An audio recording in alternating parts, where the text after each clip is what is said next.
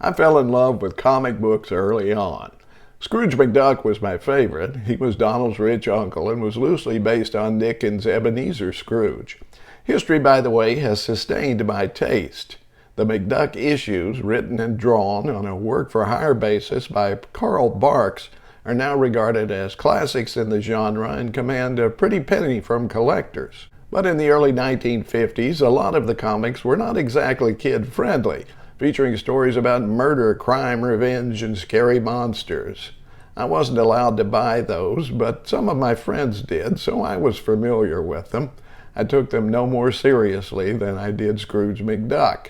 Then in 1954, psychologist Frederick Wortham published his book, Seduction of the Innocent, in which he blamed comic books for a rise in juvenile delinquency. Congressional hearings followed, and rather than accept government regulation, the Comic Magazine Association of America came up with the Comics Code Authority to establish guidelines for self-censoring of their products. Gone were the sex, violence, bloodthirsty revenge, and scary monsters, replaced by superheroes who captured and ruffled the feathers of their adversaries but never killed them or did them serious harm.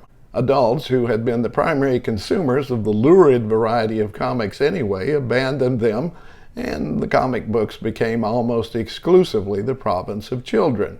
So it went until the arrival of Stan Lee at Marvel Comics, who started to insert a little more grit into the stories. I immediately abandoned the Boy Scout heroes of DC Comics for the new anti-heroes at Marvel.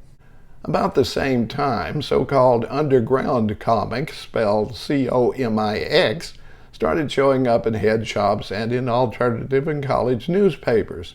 Led by artists like R. Crumb, Trina Robbins, and Gilbert and Robert Shelton, these mostly self-published works were heavy on sex, drug use, violence, satire, and political commentary, and were much more graphic than the stuff Wortham had gotten suppressed. They featured characters who would become counterculture icons like Wonder Warthog, the Fabulous Furry Freak Brothers, the raunchy guru Mr. Natural, Zippy the Pinhead, and Fritz the Cat.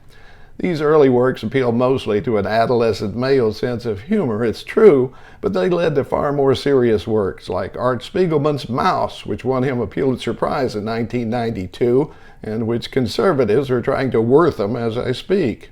I credit Frank Miller's 1986 miniseries, The Dark Knight Returns, as the beginning of the end for the Comics Code. Miller's Batman was a far darker version of the Gotham legend than the pop culture buffoon from TV and the gadget-driven DC hero. Once people saw the possibilities, there was no turning back. I feel bad about the time that was lost and the contributions to art, and make no mistake, comic books are art that never appeared because of the code. Wortham's conclusions were specious at best. I offer myself as proof. If he was right, after all the out-there stuff I've consumed, both in comics and elsewhere, I should be a mass murderer, or a serial killer at least by now.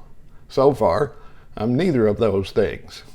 Of course, I'd probably lie about it if I was. Time will tell.